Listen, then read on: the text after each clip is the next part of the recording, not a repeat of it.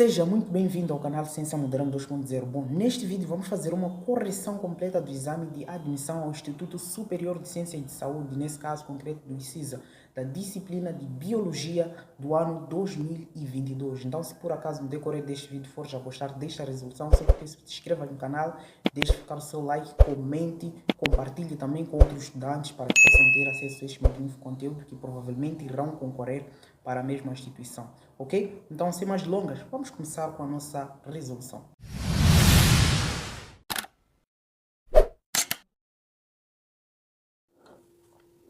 Muito bem, senhores, vamos começar com a nossa resolução. Bom, como já havia dito no início, vamos resolver o exame de admissão do ICISA, nesse caso variante A, do ano 2022, ok? Então, sem mais delongas, vamos começar com a nossa resolução. Salientar que vamos fazer a correção completa do exercício número 1 ao número 40, ok? Muito bem. Então, vamos fazer a questão número 1, que diz o seguinte. O diafragma e os músculos intercostais têm a participação ativa. Então, basicamente, aqui estão a perguntar o diafragma e os músculos intercostais. Então, quando falamos de diafragma, tem mais a ver com pulmão, né? E músculos intercostais é o que está mais externamente em relação ao pulmão, ou seja, é o que protege os órgãos respiratórios.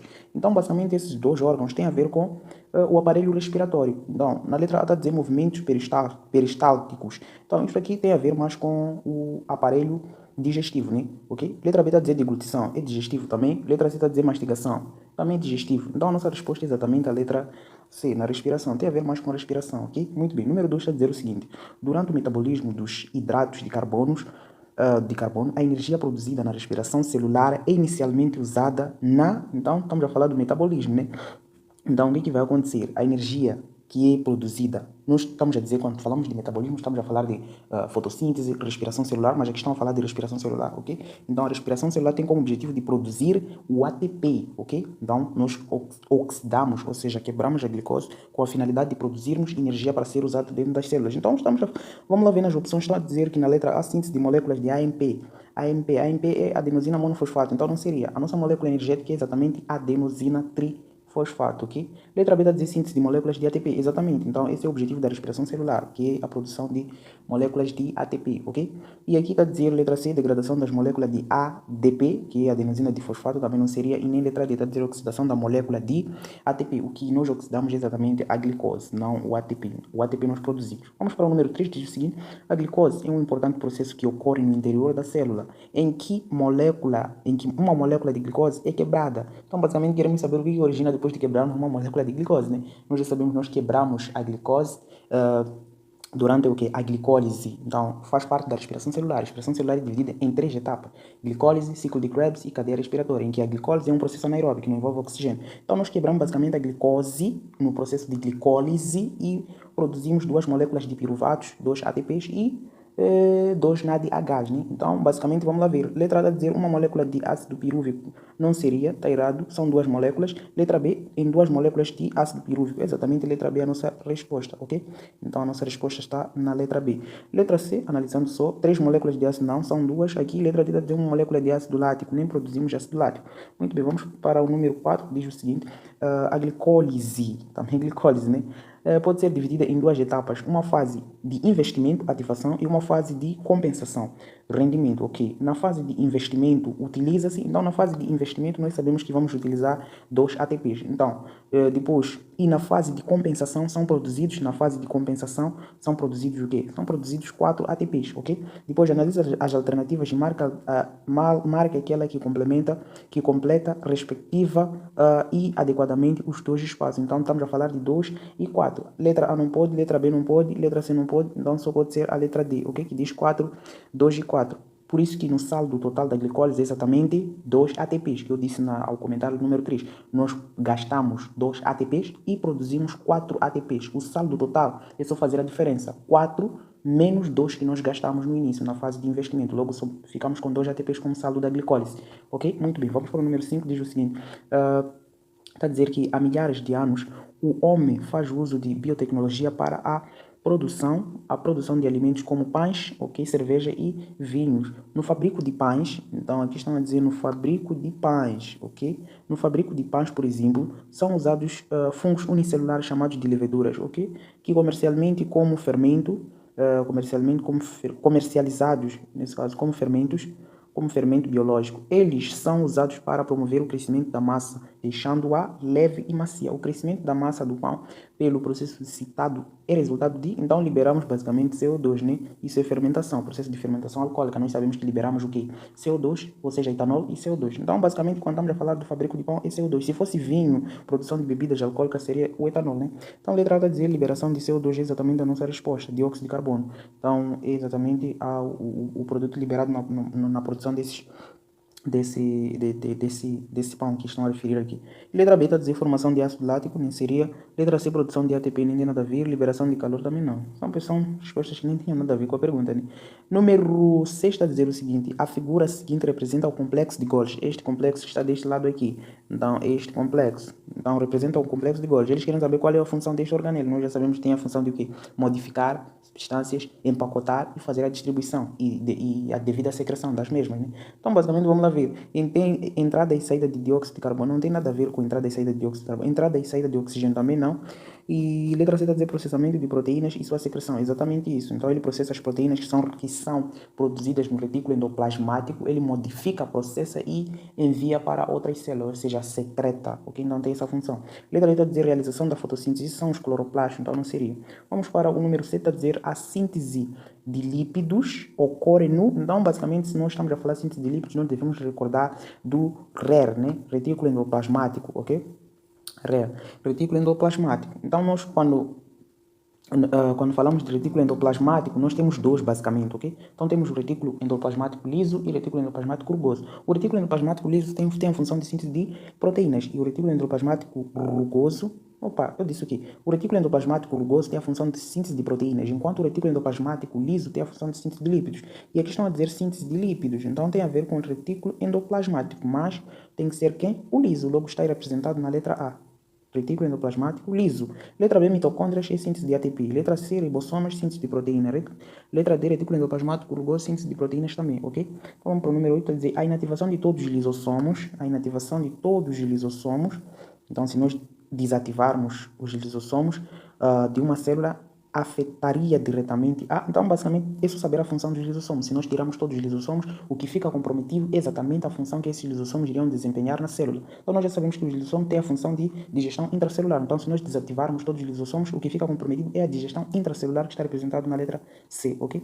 Então é a nossa resposta. A síntese de proteínas só se desativássemos os ribossomos, assim como o retículo endoplasmático rugoso, né? Assim como a síntese de aminoácidos, a mesma coisa. Secreção celular se desativássemos o aparelho de Golgi, ok? Número 9 está a dizer o seguinte: o esquema abaixo representa a concentração de íons dentro e fora dos glóbulos vermelhos. A concentração de potássio e saída de sódio dos glóbulos vermelhos pode ocorrer por... Então estamos a falar aqui, temos um exemplo de transporte ativo de bomba de sódio e potássio, ok? Então essa pergunta eu acho que já vi em algum sítio.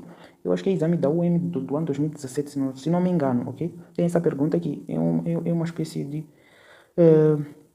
foi cobrado na UEM, no ano 2017, acredito eu. Então vamos lá. Aqui basicamente estamos perante a um transporte ativo, porque estou a ver aqui bomba de sódio e potássio, a entrada e saída. Então é o que estão a dizer aqui, ok? Então vamos lá ver, letra A está a dizer transporte passivo, não seria, ok? Nem difusão e um transporte passivo também, visto que divide-se em três: difusão simples, facilitada e osmose. E exatamente a letra C, que diz transporte ativo. Osmose é um tipo de transporte passivo também. Vamos para o número 10, está a dizer o seguinte: o gráfico abaixo, o gráfico que melhor representaria a velocidade desta reação, a temperatura ótima, se ao decurso da experiência for aumentada a concentração das soluções M e N no tubo de ensaio que contém a enzima. Então, eles estão a pedir para nós indica o gráfico que melhor representaria, explicaria não é com X. Aqui explicaria não seria explicaria, colocaram com esse, enfim, vamos lá. Então, eu estou a ver que aqui este gráfico também, este exercício aqui, conseguem perceber, este gráfico, este segundo gráfico aqui, foi retirado no exame da 12ª classe, o ano 2024. Ok? E eu já resolvi este exame aqui no canal do ano 2024, exame de Biologia 12ª classe. Ele estava a perguntar qual dos gráficos identifica a temperatura ótima. E é o mesmo gráfico, está aqui. Estamos entre o quê? 30 e 40. Então, a temperatura ótima para este gráfico é exatamente o quê? 35. Então, este gráfico, acho que retiraram daqui também. Só que só perguntaram um único gráfico. Então, o gráfico que melhor representa isto esta experiência, ok? Melhor velocidade da reação, olhando para o fator temperatura, é exatamente o gráfico que está representado na letra B, ok? Porque ele aumenta, depois chega a uma fase em que a temperatura é ótima, ok? Ou seja, chegou o pico da temperatura de saturação, ok? Então logo começa a reduzir, então isso seria a temperatura ótima. Esta aqui, letra A, não seria, porque é uma linha exponencial, ou está a descer aqui, e aqui é proporcional, tudo está a aumentar, então não vai chegar num ponto em que a temperatura será ótima e voltar a decrescer. E aqui estamos a dizer que cresceu, aumentou, depois permaneceu constante, também não seria. Então a nossa resposta é exatamente este segundo gráfico. É uma repetição, vejam o exame o exame da 12ª de 2024. Vão perceber que o mesmo gráfico que foi cobrado, não sei qual foi a questão, é o mesmo que está aqui. Então, basicamente a resposta é essa. Número 11 está a dizer o seguinte: a figura representa esquematicamente um modelo que pretende mostrar o modo de atuação das enzimas. Então vamos lá, eles colocaram essa coisa, uma série de enzimas aqui, seus substratos. Então o esquema acima representado, acima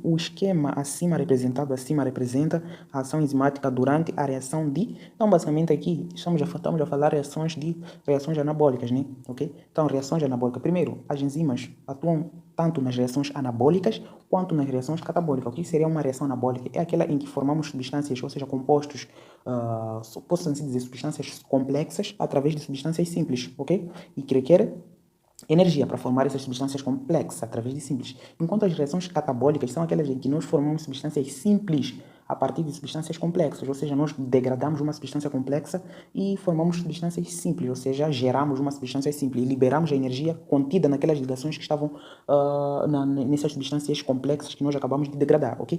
Então, basicamente, estamos a falar do não pode ser o quê? Não pode ser anabolismo e nem pode ser catabolismo. Por quê? Esses dois processos ocorrem, as enzimas catalisam esses dois processos, ok? Então não pode, eles não especificaram aqui que nós geramos uma substância complexa através de simples, ou nós geramos substâncias simples através de complexas. Então aqui é o geral, ok?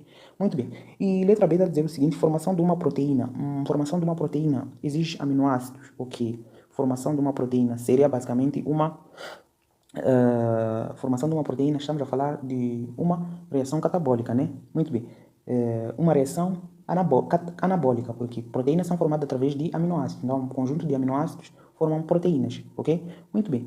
E letra C está a dizer síntese de amido. Síntese de amido, estamos a falar síntese de amido. É um polissacárido. Então, se é um polissacárido, nós formamos a partir de o quê? De monossacarídeos também. Então, é uma reação, é uma o quê? Estamos a dizer que é uma reação anabólica, ok? É uma reação anabólica. Então, aqui, o que eu estou a dizer, o esquema representado acima representa enzima durante a reação de, então será de catabolismo, ok? Será de catabolismo. Por que eu estou a marcar catabolismo? Porque anabolismo, isto, ok, vamos lá especificar aqui. Vamos lá, anabolismo, letra A, anabolismo, formação de aminoácido é anabolismo também, e síntese de amido é anabolismo. Então as três coisas que estão aí representadas é anabolismo. Anabolismo é o quê? Formação de moléculas complexas através de simples. Formação de uma proteína é uma reação anabólica, porque proteína é formada a partir de um conjunto de aminoácidos, ou seja, estamos a formar uma coisa complexa através de substâncias simples, que são os aminoácidos. E síntese de amido. Amido é um polissacárido, e um polissacárido é feito a partir de monossacárido, então também é uma reação anabólica. E a única reação diferente de todas é exatamente o catabolismo.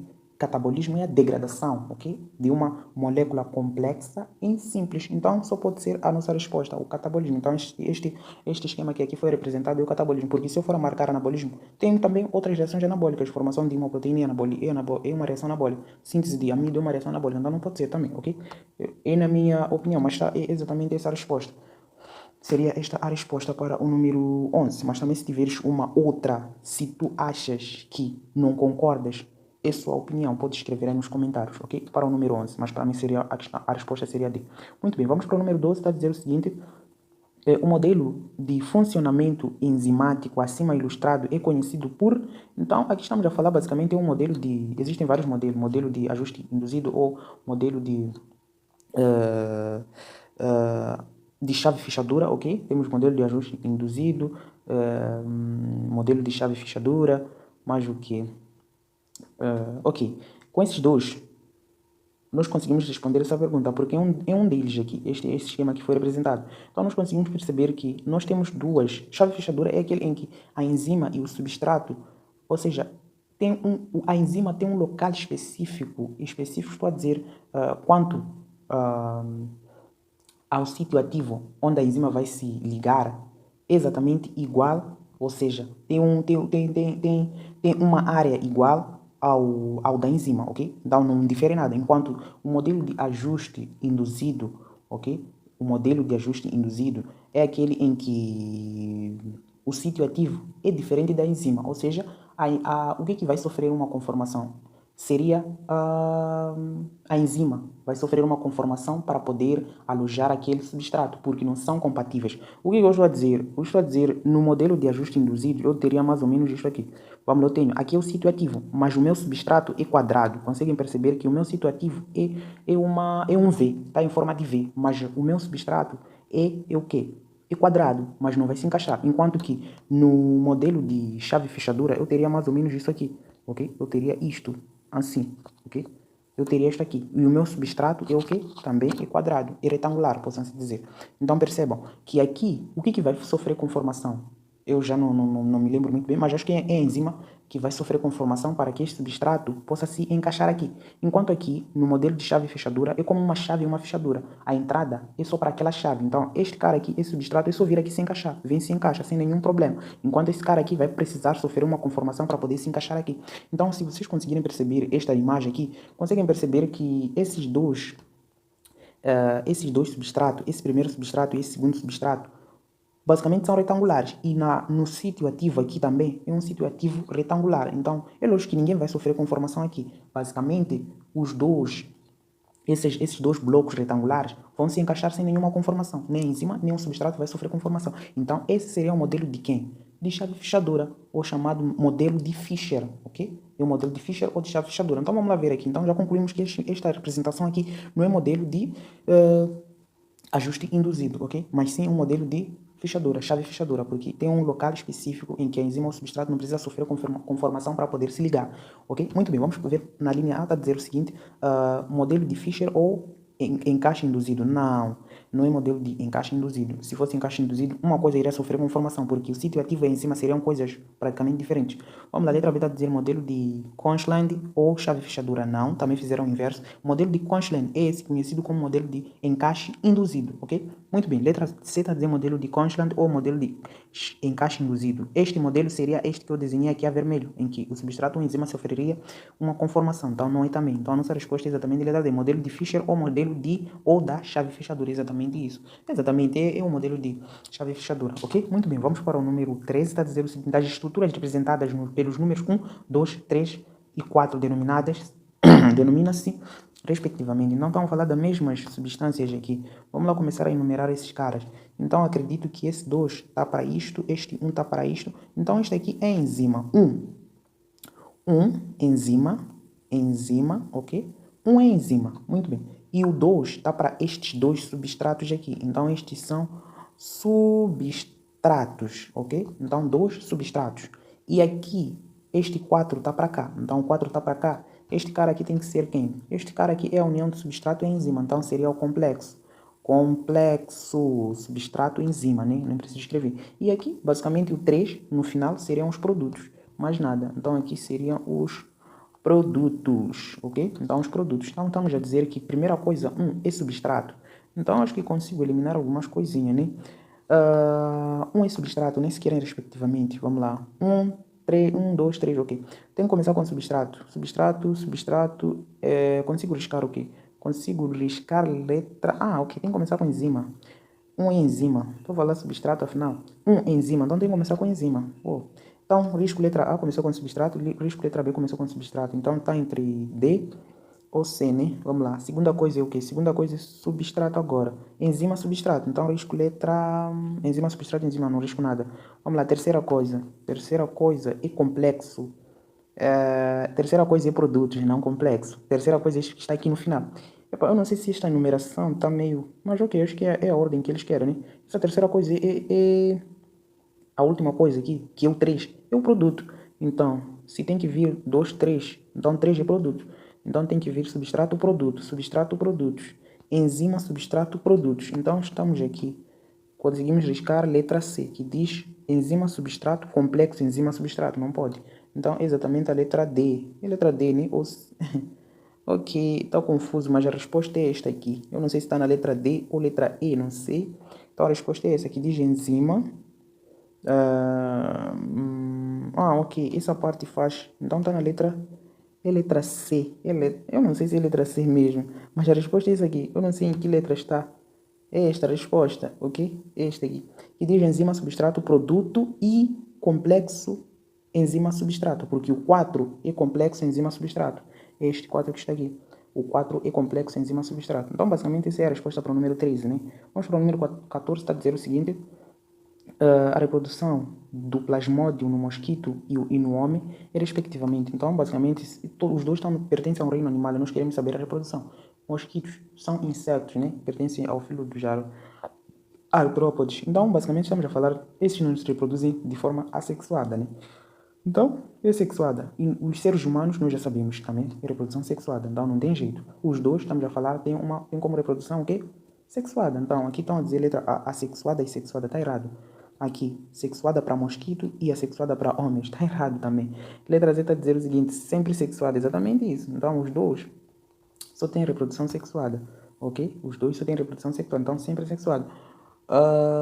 E depois estão a dizer... D, está a dizer sempre assexuada, também não seria, está errado isso aqui. Vamos para o número 15, né? Vamos para o número 15. Está a dizer, a malária é um grande problema que acomete várias áreas trópicas do mundo, okay? Incluindo o Moçambique.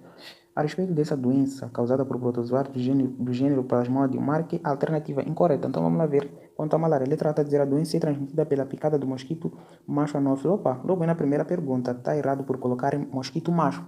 É mosquito fêmea, ok? É fêmea do gênero anófilo. Então se eles querem a incorreta, é exatamente a letra A que nós precisamos, ok? É a nossa resposta. Então quer dizer que o resto está certo, né? Os protozoários, após infectarem uma pessoa, provocam o rompimento das hemácias, está certo? Rompe a hemácia porque elas invadem as hemácias, ok? Depois vão liberar substâncias tóxicas para a nossa corrente sanguínea, que vai desencadear aquilo de... vai mexer com a nossa temperatura corporal, ok? Letra J está a dizer a atividade está diretamente relacionada com espécie, protozoários e que provocam a doença, exatamente, está certo? Depois está a dizer o Plasmodium vivax é responsável na forma mais branda da doença, exatamente. Então tudo isso está certo. A nossa irada é aquela primeira. Vamos lá, letra número 16 está a dizer os estados febris, pico de febre que ocorrem no indivíduo com malária são devido a... Então, é devido ao quê? Basicamente é aquilo que nós fizemos na letra A. Vamos lá. Letra A está a dizer invasão do plasmódio pelo fígado. Invasão do fígado pelo plasmódio. Invasão do fígado, não invade. Eles se desenvolvem lá, ok? Então, basicamente, está errado. Letra B está a dizer migração. Então, eles migram para o fígado, onde vão se desenvolver. Depois vão atacar as hemácias. Depois de atacar, vão se reproduzir. Depois rompem as hemácias. Ok? Letra B está a dizer migração dos protozoários para a zona do cérebro, que regula a temperatura também. Não migram para o cérebro. Além disso, não tem nada a ver com isso. Letra C está a dizer a liberação de substâncias tóxicas quando da ruptura simultânea de milhares de hemácias. Exatamente, esse é o principal fator que vai desencadear o pico da nossa temperatura corporal, que vai mexer com a nossa temperatura, quando nós pegamos a febre por aí. Então vamos lá, a letra D dizer a reprodução sexuada do protozoário no baço. Não se reproduzem no baço, ok? Então, basicamente, a nossa resposta é a letra C. Vamos para o número 17, está a dizer se um indivíduo com malária coabitar com pessoas sadias, ou seja, pessoas normais, a transmissão da doença poderá ocorrer através de... Então, basicamente, a transmissão da doença, quem vai transmitir? Já cansamos. Então, será basicamente os mosquitos, né? Que provavelmente vão picar aquela pessoa com malária e vai ir picar uma outra pessoa normal, sadia, depois ele vai contrair, esta outra pessoa sadia vai contrair porque foi infectado com o sangue da pessoa que tem a mesma doença. Então, letra A está a dizer do uso de instalações, não seria sanitárias. Letra B está a dizer o contágio direto, também não é do contágio direto. Letra C está a dizer picadas de alguma espécie de mosquito, exatamente. Algumas espécies, estamos a falar do gênero Anopheles, né? E a ingestão de alimentos contaminados também não vai contrair. Depois vamos para o número 18, a dizer o gráfico abaixo tem relação com o ciclo de dois plasmódios de dois protozoários. Então, parasitas que pertencem ao gênero Plasmodium. Plasmodium, estão a falar muito dele aqui. Neles são mostradas as várias temperaturas, as variações de temperaturas corpóreas, ok? Em função do tempo de pessoas infectadas pelo parasita. Nos picos dos gráficos coincidem com A. Então, aqui estão a falar de várias pessoas que o tempo de pessoas que foram infectadas. Então, foi infectado, depois de passado um tempo a temperatura baixa, depois aumenta, por aí. Então, é o que estão a dizer aqui. E depois está a dizer o quê? Então, os picos de gráfico coincidem com o quê? Então, vamos lá. Basicamente, é aquilo que é a causa, o que causa este pico da temperatura. Indiretamente estão a dizer o que causa este aumento da temperatura. Por que a temperatura aumenta?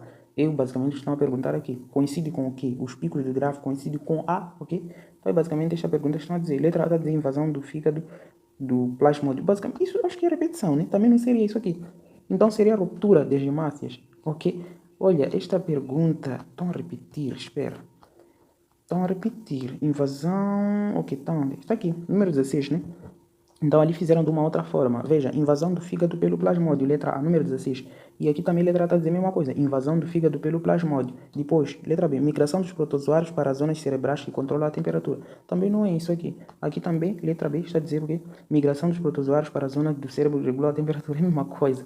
Então, a resposta chega a ser letra C, né? Que nós marcamos lá. Aqui também a resposta será letra C. Está a dizer a liberação de substâncias tóxicas por ruptura de glóbulos vermelhos. Glóbulos vermelhos é a mesma coisa, hemácias. Veja aqui o que nós marcamos. Liberação de substâncias tóxicas quando da ruptura de simultâneas de milhares de hemácias. Eles só trocaram aqui, ao invés de colocar hemácias, colocaram glóbulos vermelhos, outro nome de hemácias, ok? Então é a mesma pergunta, as respostas são as mesmas, as alternativas são as mesmas, não mudaram nada. Então quer dizer que aqui também está errado, letra D.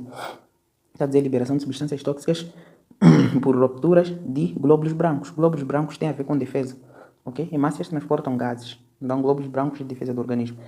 Muito bem, vamos para o número 19, está a dizer o seguinte, a droga cloranfenicol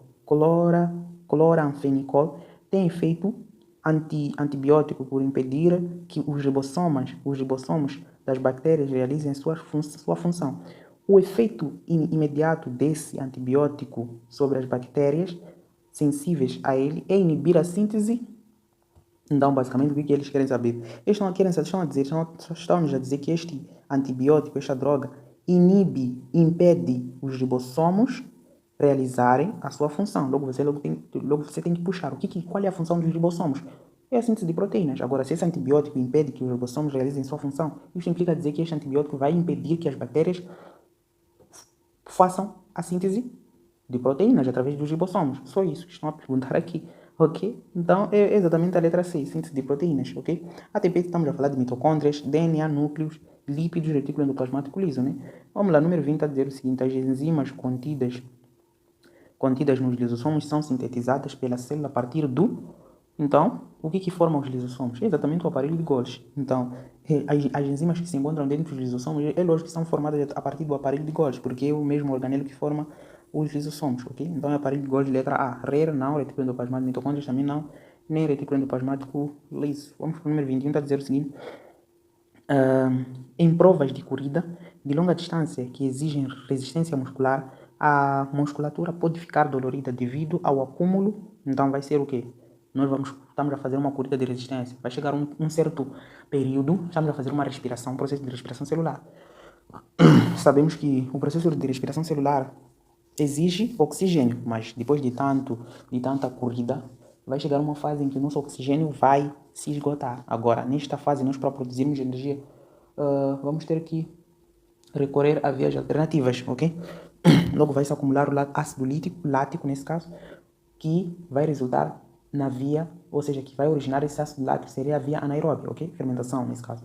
Então, teremos um acúmulo de ácido lático no processo anaeróbio que vai ocorrer, porque não temos oxigênio para podermos fazer a respiração celular, visto que a respiração celular é um processo que ocorre, ou seja, um processo anaeróbio, ok? Então, basicamente, isto tudo aí resume-se em o quê? Tem que ser um processo anaeróbio. Letra B está a dizer processo ácido lático, processo aeróbio, não. Então, a nossa resposta é letra A, né? Letra A, nossa resposta está a dizer ácido lático, acúmulo de ácido lático devido a processos anaeróbios. Exatamente. Glicogênio nas células devido à falta de oxigênio. Não. Glicogênio no sangue devido à transpiração intensa. Também não seria, ok? Então, exatamente letra A. Número 22 está a dizer o seguinte: a capacidade de coagulação do sangue é muito reduzida porque portadores de hemolinfa, nos portadores, não porque, nos portadores de hemolinfa, para os hemofílicos, ok? Um pequeno fragmento, ferimento nesse caso, pode representar um grande risco. A proteína sanguínea que atua no processo de coagulação então, basicamente, a nossa proteína é exatamente o fibrinogênio, ok? É uma proteína que atua na cascata de coagulação sanguínea, ok? Então, essa é a nossa resposta. Esta aqui é parina, esta aqui atua como atua também, é um dos componentes da coagulação sanguínea, só que atua como um inibidor. E aqui, hemoglobina, nós já sabemos que hemoglobina transporta hemoglobina, liga-se ao oxigênio, transporta gases nesse caso, sim. E aqui pepsina é uma enzima digestiva, não tem nada a ver. Número 23 está a dizer o seguinte: em casos de hemorragia, o sangue para se coagular depende da presença então, depende do quê? Lá, que eu disse que é uma proteína que atua na cascata de coagulação. Qual foi? Fibrinogênio, então tem que ter fibrinogênio na nossa resposta, né? Sim. Letra A tem fibrinogênio, então pode ser letra A. Outro sítio, aqui não tem fibrinogênio, risco, ok? Não tem fibrinogênio aqui. Posso riscar à vontade. E aqui letra C também não tem fibrinogênio, nem aqui não tem. Então, exatamente letra A. Protrobina, ok? Protrombina e fibrinogênio. São as proteínas que auxiliam nas cascatas de coagulação, ou seja, que vão reduzir este fluxo sanguíneo, ok? Em casos de hemorragia, ok? Muito bem, então vamos para o número 24 a dizer: o sangue deve passar por um processo de filtração na cápsula de Brownman. Depois, logo após, esse líquido circula através das estruturas em que ocorrem outros processos de reabsorção e secreção de substâncias modificadas, muito a composição final do filtrado. Esses processos ocorrem particularmente. Quais são esses processos? Estamos a falar de reabsorção e secreção de substâncias. Ocorre onde?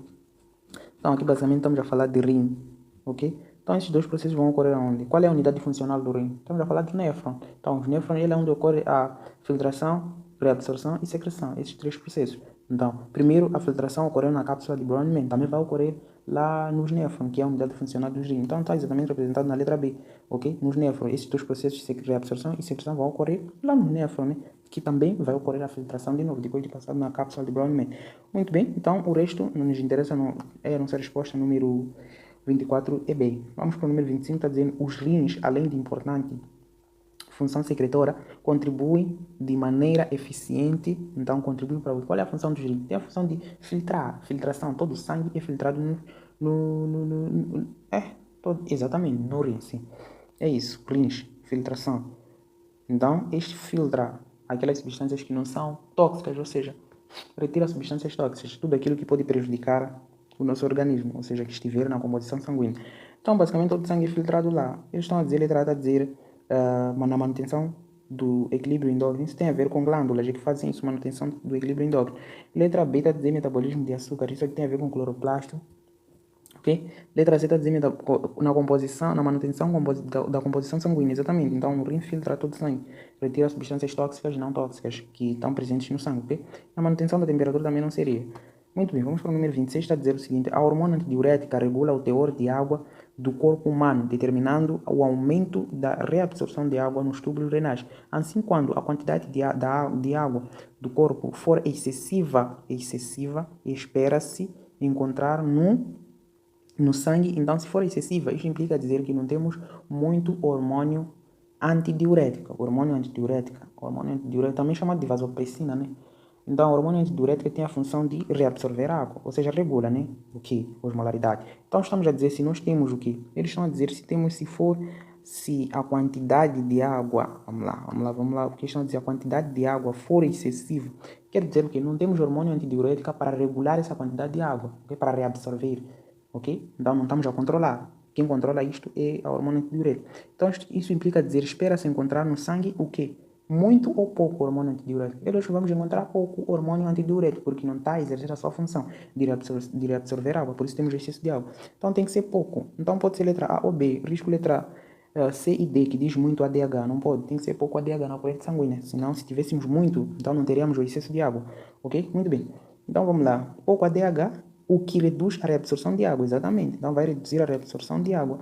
Aqui pouco ADH aumenta a reabsorção de água. Se aumentasse a reabsorção de água, nós não teríamos excesso de água, ok? Então a nossa resposta é exatamente a letra A, para o número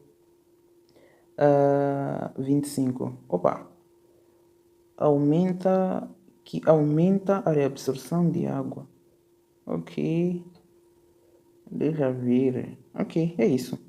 Então a nossa resposta é exatamente letra A, exato. Se temos pouco, então reduz a absorção de água. Se aumentasse, iríamos ter pouco excesso de água, como havia dito. É isso aí. Vamos para o número 27, está a dizer o seguinte: a ingestão de água e alimentos contaminados com fezes ou vômitos de pacientes contendo ou portadores de Vibrio cholerae é a principal via de transmissão, né? Do ou da. Então, de SIDA, não. SIDA, estamos a falar, transmissão de SIDA não seria isso, é contaminação de água contaminada. Estamos a falar de o quê? Contaminação de SIDA, manter relações sexuais desprotegidas, objetos cortantes, por aí. Então, é SIDA, então não seria isso. Letra B está a dizer difteria. Difteria também não seria isso. Tem mais a ver com contato. Difteria não seria também, ok? É uma doença causada por bactéria, né? Ou vírus, sei lá. Então, eles já disseram o nome da doença aqui, Vibrio cholerae. Eu só estou a analisar, porque eu sei a resposta aqui é cólera, né? Ok, Vibrio cholerae, então tem a ver com cólera. Não. Sarampo também, isso aqui tem causado por vírus, sarampo. Difteria também, eu acho que é vírus. Não estou a lembrar muito bem. Mas sarampo tenho a certeza que é vírus. Muito bem, vamos para o número 28, a dizer o seguinte: a picada por pregos permite a transmissão do agente causador de. Então, a picada de prego. Vamos à letra A, cólera. Nós já vimos que cólera é através de fezes ou vômitos por aí. Letra B, difteria, não seria também exatamente o tétano, que a picada de um prego, por exemplo, enferrujado, vamos contrair elementos que vão gerar posteriormente a doença de tétano, ok? E letra D está a dizer tubérculo. Acho que queria escrever tuberculose. Então não é também, ok? Tuberculose tem a ver com tosses via oral. Número 29 está a dizer observa as figuras que se seguem. As figuras 1, 2, 3 e 4 são respectivamente, representam respectivamente, então basicamente aqui a classificação das bactérias, né? Então conseguimos perceber que aqui, esta primeira, estamos a falar de quê? Estamos a falar de vibrião, né? Vibrião, porque tem uma forma de vírgula, ok? Vírgula. Então, se eles querem classificar essas coisinhas aqui, essas bactérias aqui, primeira coisa é vibrião, é vibrião, né? Bactéria. Então, o risco letra A começou com espirilo, risco letra B. A segunda coisa, tem uma coisa aqui, número 2, em forma de espira. Então, fica espirilo. Então, isso aqui é espirilo. Então, logo a segunda coisa a seguir de vibrião é espirilo. Vibrião, espirilo, não risco nada. Esta aqui está em forma de quem? De bastão. Então, estamos a falar de quem? Bacilo, ok? Então, é bacilo. Então, a seguir de espirilo, bacilo. A seguir de espirilo, bacilo. Então, o risco letra D, perdeu, por vir cocos. Então, a nossa resposta é C. Diz vibrião, espirilo, bacilo e coco, porque está na forma esférica, ok? Então, é a classificação das bactérias, basicamente. Vamos para o número 30, diz o seguinte: na replicação dos vírus, segundo o ciclo lisogênico, ok? Então, segundo o ciclo lisogênico, o que ocorre? A lise a lise. Então, nós já sabemos, na reprodução dos vírus existem dois ciclos, né? Ciclo lisogênico e ciclo lítico. Vamos lá, então eles estão perguntando no ciclo lisogênico. Na produção dos vírus, segundo um ciclo lisogênico ocorre. Então, a lise celular da célula hospedeira, isso acontece no ciclo lítico. Então, não seria, isso não ocorre, ok? Ciclo lítico, exato, ocorre no ciclo lítico. E letra B está a dizer a integração do DNA viral no DNA, no ADN do hospedeiro, exatamente. Então, ele integra, ou seja, temos aquilo de penetração e depois ele vai penetrar, ou seja, vai aderir à célula hospedeira, depois vai injetar o seu material genético e depois o que vai acontecer? Vai se multiplicar. Então, ele vai aderir à célula do hospedeiro e injeta seu material genético e depois dentro da célula vai se multiplicando, ok? Enquanto o DNA o bacteriano, se multiplica dentro da bactéria, vai duplicando também aquele DNA, ok? Então, isto acontece no ciclo lisogênico. Letra C está dizendo multiplicação do vírus pelo crescimento celular. Isso acontece quando a bactéria está se multiplicar e multiplica também o seu DNA. Então, isso acontece lá, mas é depois da integração deste DNA viral para dentro da célula hospedeira, ok? Então, não seria. Está dizendo nenhuma das opções também não. Vamos para o número 30, está dizendo glicogênio e celulose têm em comum na sua composição moléculas de... Então, moléculas de o quê? Glicogênio e celulose são polissacarídeos, ok? Glicogênio e celulose.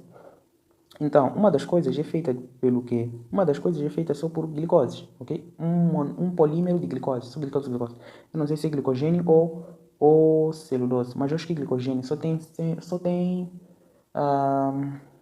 glicose, só na sua estrutura, porque é um polissacarídeo. Polissacarídeo é feito por monossacarídeo. Então, esse glicogênio, se eu não estou a fazer confusão, só tem glicose na sua estrutura.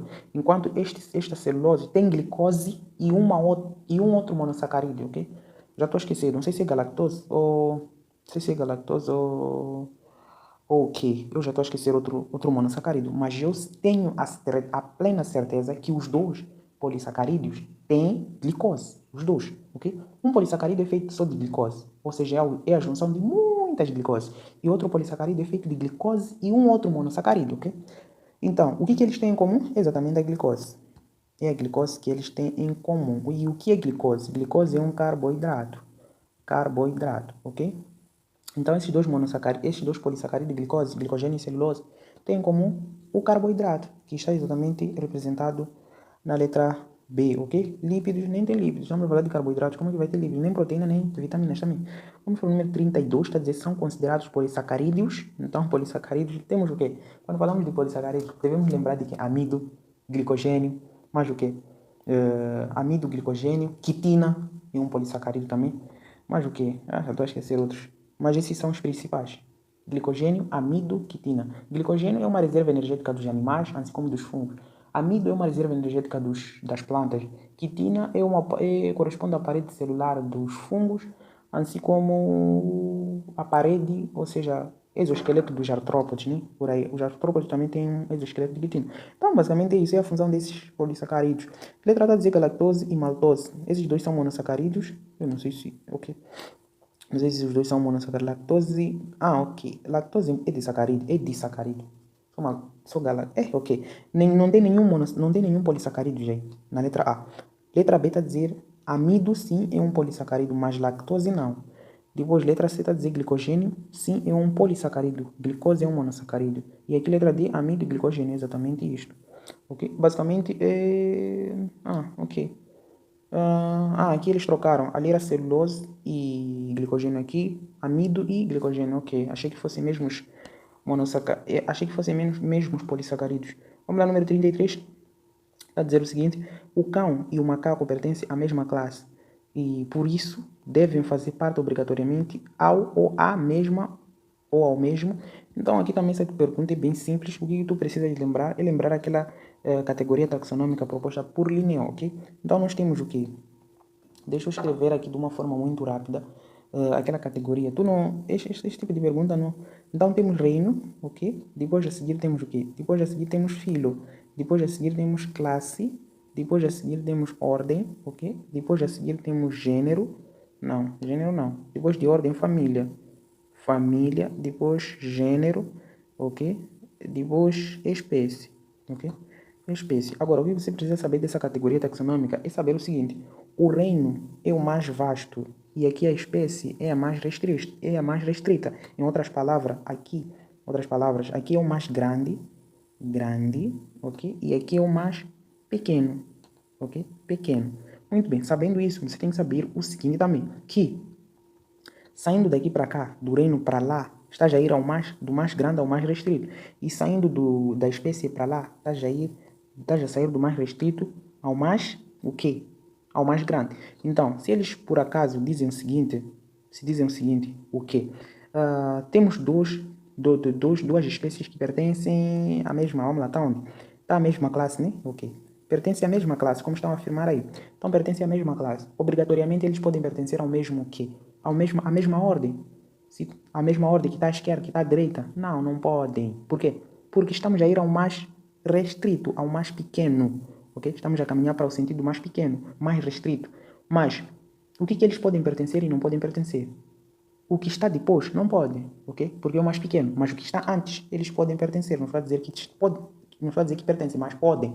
Podem pertencer ao quê? Ao mesmo filo e ao mesmo reino, visto que os dois são animais, macaco e cão são animais. Então tá aqui, pertencem ao mesmo reino, mas também podem pertencer ao mesmo filo, ok? Mas não podem pertencer à mesma ordem, nem à mesma família, nem ao mesmo gênero e nem à mesma espécie, porque para lá é o mais restrito. Isso não pode acontecer. Então, basicamente, se eles pertencem ao mesmo reino, obrigatoriamente, eles vão pertencer ao mesmo filo, ok? Perceba que espécie está depois da classe, então não pode. Família está depois da classe, então não pode. Gênero está depois da classe, então não pode também, ok? Perceba que o filo está antes da classe, por isso que eles podem pertencer. Então, esse tipo de pergunta é muito simples de fazer, é só você imaginar este esquema e fazer, não tem erros. Número 34 está a dizer o seguinte: um ser acelular que contém apenas um tipo de ácido nucleico é... Então, eles disseram uma coisa muito importante. A celular, única coisa celular, não é ser vivo, é um vírus. Então, vírus são acelulares, não estão enquadrados em nenhum dos reinos. Então, é basicamente um vírus. E eles disseram que contém um tipo de ácido nucleico. Ou pode ter RNA ou DNA. Ok? Só um tipo. Ou RNA ou DNA. Os que contêm DNA chamamos de o quê? Adenovírus. Os que contêm RNA chamamos de o quê? Retrovírus. Então é exatamente isso, essa característica que eles deram. Ácaros não, são insetos, protozoários não. Fungos também não seria. Vamos para o número 35, está a dizer durante o ciclo lítico, o vírus. Então é aquilo que nós fizemos lá. O que vai acontecer durante o ciclo lítico? O que acontece com o vírus? Então, o vírus faz o quê? Ele infecta a célula, depois vai se reproduzir dentro da célula e rebenta. Ou seja, rompe a célula e procura outra célula. Vai rompendo. Encontrou uma célula, infectou, rompeu. Encontrou outra, infectou, rompeu. Então, basicamente, ocorre a ruptura das células. Ele infecta e rompe. Aqui, ainda não infectou, já infectou. E está a romper as células, ok? Letra B está a dizer fica latente. Não. Letra C está a dizer induz a produção de mais ribossomos. Não. Exatamente, a letra D está a dizer rompe a célula hospedeira. Então, rompe a célula hospedeira que ele já infectou, ok? Depois começa a procurar outra, rompe, outra, rompe.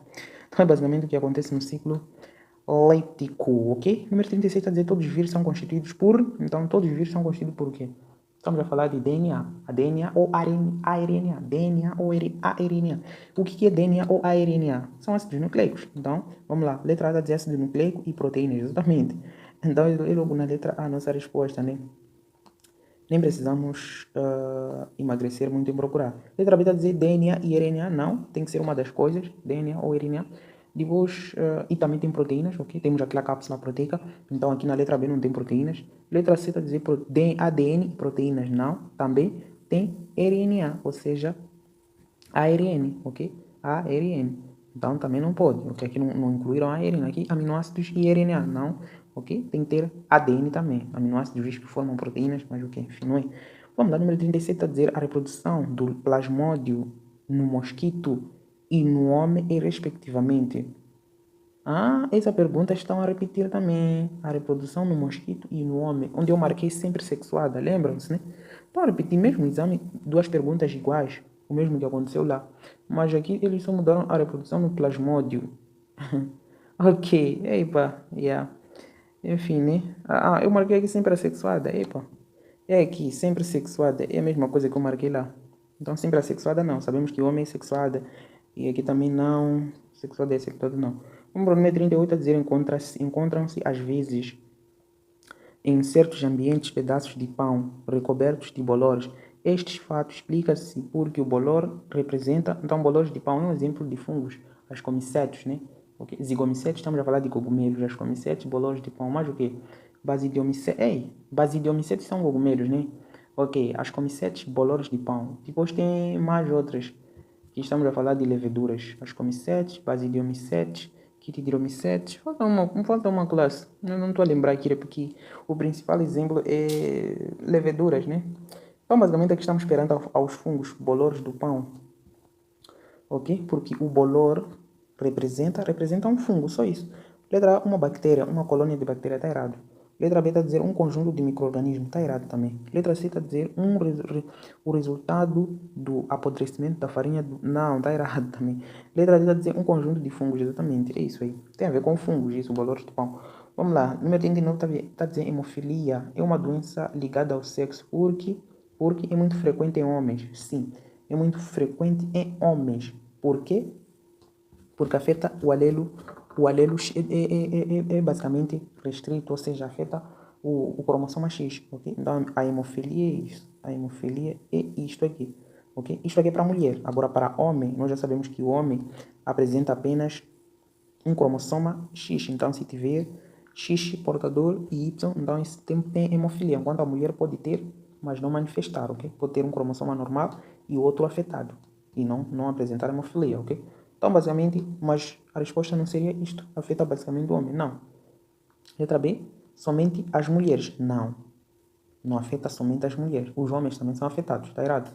Letra C está a dizer o alelo que a determina está no cromossoma X. Isso sim é que está correto, ok? Sem correspondência com o Y, exatamente. Então, o alelo que afeta é exatamente este é um alelo, este é um alelo. Alelo mais um alelo corresponde a um gene, ok? Então, dois alelos correspondem a um gene.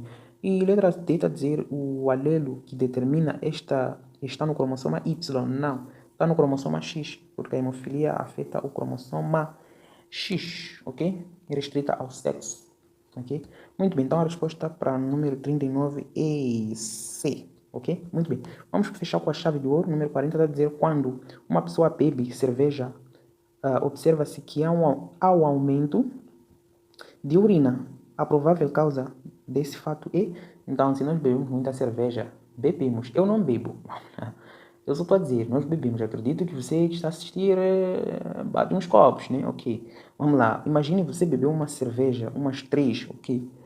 O que vai acontecer? O que vai acontecer? Qual é a hormona que regula a reabsorção de água? Acho que já fizemos lá atrás. É o quê? Antidiurética, ok? Então, o que acontece? Se nós temos um excesso de água, aquela hormona reabsorve a água. Logo, teremos pouca consciência. Ou seja, ela vai regular a osmolaridade, o que não vai nos fazer nós urinarmos toda hora. Mas se nós bebemos cerveja, se na cerveja contém álcool, álcool é uma substância que faz o quê? O que vai fazer com a ADH, que reabsorve a água? O álcool vai inibir aquela hormônio, ok? Antidiurética. Inibe. Agora, se inibe aquilo ali, o que acontece? Nós teremos um excesso de água no nosso organismo. Consequentemente, vamos ter um excesso de urina na nossa bexiga. Logo, a consequência de o quê? Aumento de volume da urina. Logo, a tendência é de urinarmos sempre. Estamos a beber, logo estamos a ir urinar. Porque aquela hormona não está a exercer aquela função de reabsorver aquela água para termos pouca água, para não podermos toda hora estarmos a urinar. Ela já está inibida com o álcool. Logo, por isso, a tendência é de sempre beber, logo já vai urinar. Bebeu, vai urinar. Então, a tendência é dessa. Se nós bebemos cerveja, acontece que nós inibimos aquela hormona. Se inibimos aquela hormona, acontece que não há reabsorção de água. Se não há reabsorção de água, então teremos muita quantidade de água, consequentemente muita produção de urina e nós vamos urinar. Então, essa é a ideia desta pergunta aqui que foi colocada. Este fato deve-se, letra A, ao aumento da concentração da urina. Isto aqui é consequência da inibição daquela hormona e que vai aumentar a concentração da urina na bexiga. Logo vamos urinar, ok? Letra B está a dizer o aumento da pressão osmótica no volume sanguíneo não vai aumentar, vai diminuir, visto que a hormona que regula essa pressão osmótica já está inibida, ok? Então diminui. Letra C está a dizer diminuição da produção da adrenalina. Não tem nada a ver com a adrenalina. A adrenalina tem a ver com luta ou fuga, ok? Teu coração dispara muita adrenalina, estás com susto, liberas adrenalina, então não tem nada a ver com isso. A nossa resposta é exatamente a letra D, que diz a inibição da hormona antidiurética. E desta feita chegamos ao final da grande resolução do exame de admissão ao Instituto Superior de Ciência de Saúde, ICISA, do ano 2022, nesse caso concreto da disciplina de Biologia. Se chegaste até aqui, estás de parabéns. E se gostaste da resolução ou te fiz perceber algumas coisas, algumas perguntas que tinhas dúvidas neste exame, só te peço que te inscrevas no canal caso não estejas subscrito, deixe ficar seu like, compartilhe, comente se chegaste ao final.